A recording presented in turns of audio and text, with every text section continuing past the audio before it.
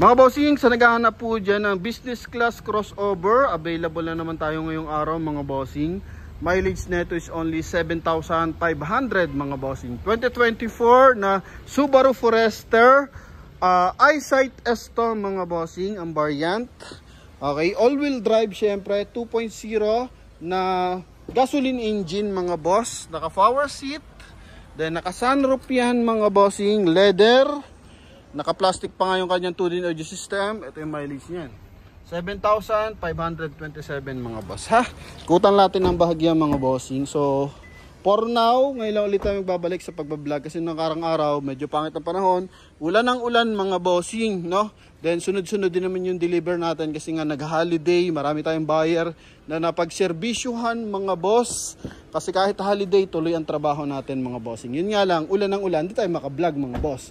For the price na ito mga bossing, for the brand new, bigyan ko kayong idea, nasa 2,198,000 to mga boss.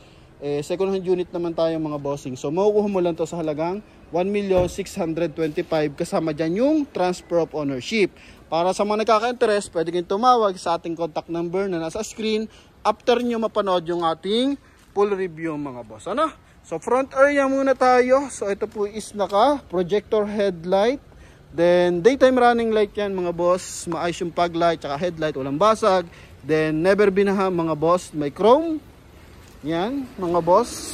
Chrome accent dito. Tapos dito skid plate na kulay silver. Yan mga bossing. Then mapapansin mo naka rough around bumper yan mga boss. Simula front area sa side, sa kanyang cladding hanggang sa rear area niya mga boss. Ano? R18 na Bridgestone tires to mga boss. All disc brake na 90% red light. Naka 360 camera yan mga bossing. Ha?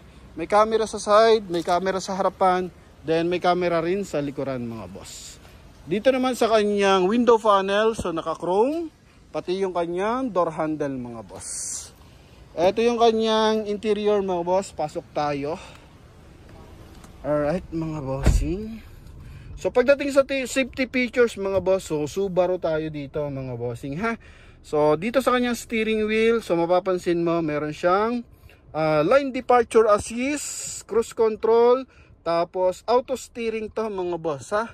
Yan, so in terms of emergency mga boss, magandang klase to mga boss.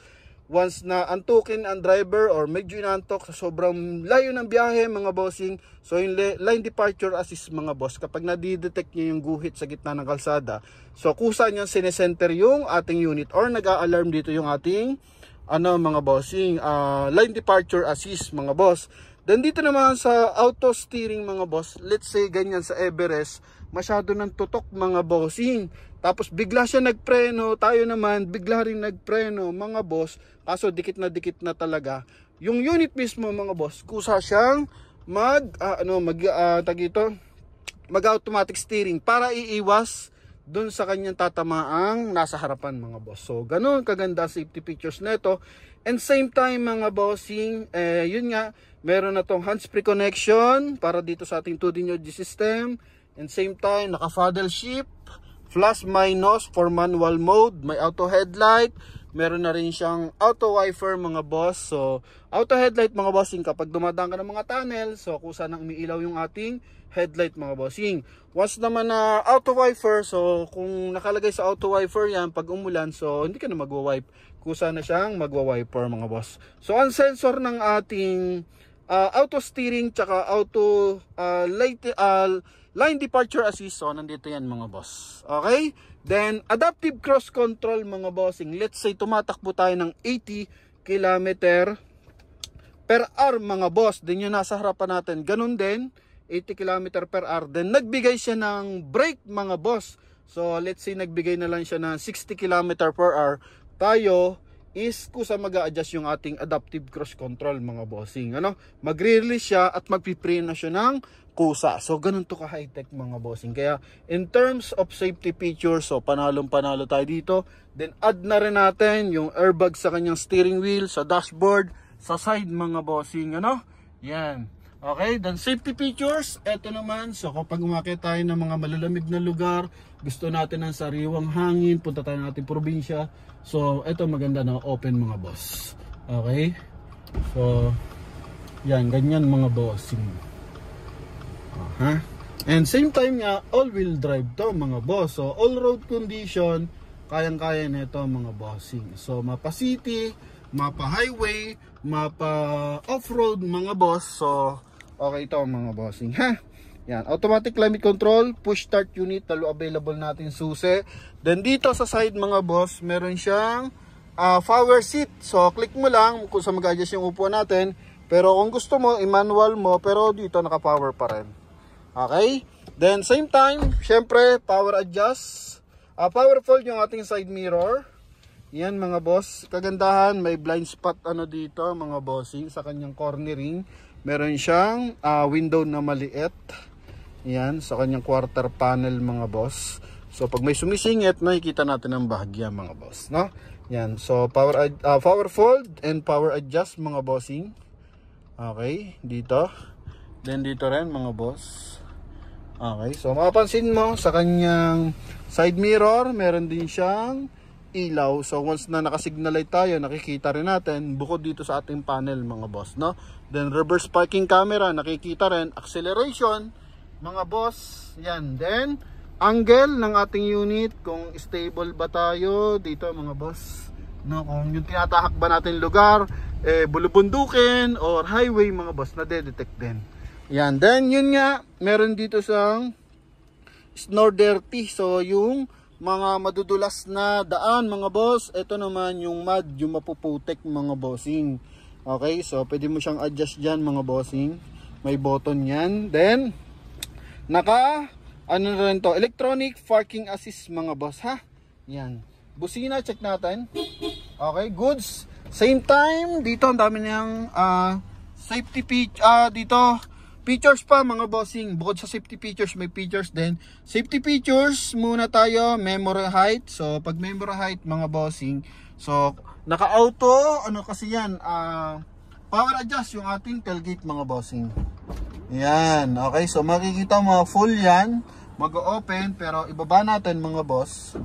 Okay, then i-click natin yung memory height mga bossing. So ang memory height mga boss, once nasa parking tayo, dito yung switch niyan, nasa parking tayo, dikit-dikit yung mga sasakyan mga boss. So kung gusto mong open yan, naka-power, ito yung mangyayari dyan mga boss. Yan, ganyan lang siya mag-open. Half cook mga boss, no? Alright, half lang mga bossing. Kasi nga, naka-memory height yan para maiwasan. Siyempre, kung may malaking SUV sa likuran, tatamaan din mga boss, no?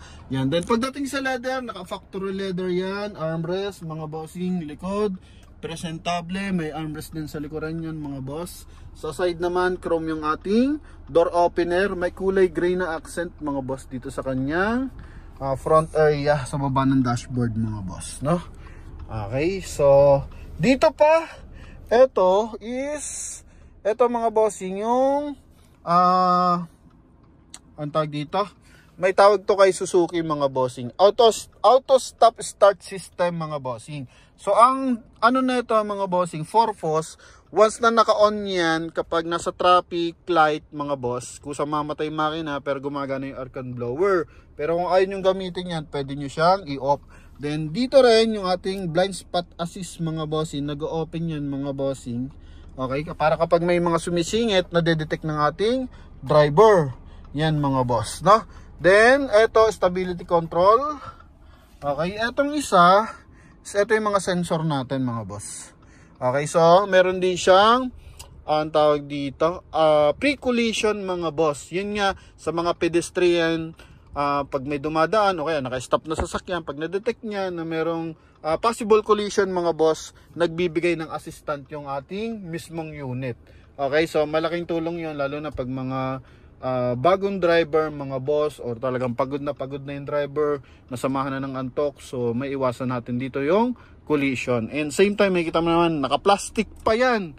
Okay, naka-plastic pa yung ating mga head unit mga boss. Alright, so punta tayo sa likod mga bossing and check natin. Dito is not sure lang kung wireless charging to mga boss no. Yan ha. So dito kasi pag mga ganitong klase, charging port mga boss, may USB, may 12 volts. So not sure lang kung ano to, rubber lang ba siya mga bossing. Yung iba kasi may naka-design dyan as wireless charging. Then dito naman is 12 volts, 12 volts, 2 cup holder, sorry. Tapos dito armrest mga boss. Okay, then 12 volts socket. Lagay ng coins. Yun oh, grabe mga boss. So punta tayo sa likod mga bossing. Pakita natin yung kanyang power seat mga boss. Ito. Okay. Yun mga bossing. All goods naman. Then sa taas, meron siyang roof rail, lalagyan mo lang siya roof rack mga boss. Second row, meron siyang 12 volt socket, aircon ventilation, armrest dito na may cup holder mga boss. Airbag sa side mga bossing, meron, yun mga boss. Okay. Then dito sa likod is wala naman ditong ibang mga bossing. Kumbaga dito wala siya airbag mga boss. Pero dito sa side, so ito yung puputok para sa second row passenger mga bossing, no? Yan. Okay, then sa tint mga bossing, naka-platinum tint to mga boss, ha? Sa likuran, buuan tail light, may 4 na reverse parking sensor with built-in reverse parking camera. Yan mga bossing. So ito naka-memory height mga boss. Off natin yung kanyang memory height mga boss. Okay. Yan, off natin yan mga boss. Tapos click lang ulit natin. Alright, eyesight mga bossing. Yan, so mapapansin mo para siyang mata mga boss. So yun yung sensor mga bossing na makakadetect ng free collection mga boss. Okay, 12 volt socket, auto fold. Yun, kabilang side mga boss. Okay, then ito detachable to mga bossing if ever na may ilalagay kayo mga gamit mga bossing, so pwede mo siyang i-detach. Yan mga boss, ha. Alright. Then sa kabilang side tayo, ito yung wheel arch natin, connected sa likuran mga boss. Then skid plate sa likod. Then cladding sa side mga bossing. Yan, ha. Okay, syempre pakita natin yung ating engine bay. After dito, yan mga boss. Dito mga boss is naka power seat din siya. Yan mga bossing. Then punta tayo sa ating engine bay. Eto. Dito mga boss, may konti lang siyang gas-gas. Ha? Discoloration na tuklap ng bahagya mga bossing. So, punta tayo sa engine bay.